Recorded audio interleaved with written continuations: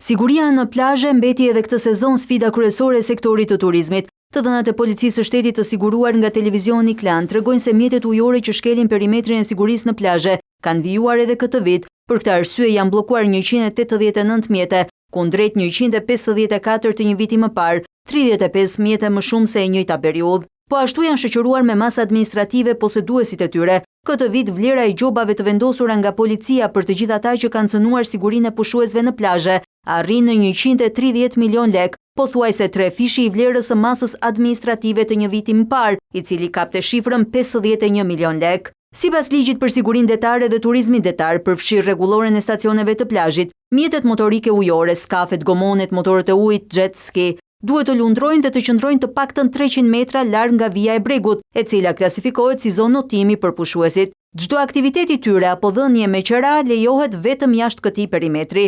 Shkelja e distancës së sigurisë me jet ski ose skaf dënohet me gjoba të rënda administrative që variojnë nga 100.000 deri në 500.000 lek të reja. Të dhënat e policisë së shtetit tregojnë po ashtu se edhe ndihma që u është dhënë pushuesve të cilët kanë qenë të rrezikuar në det të hapur, këtë vit ka qenë më i madh, kjo edhe për shkak të fluksit të turistëve që po regjistron vendi ynë.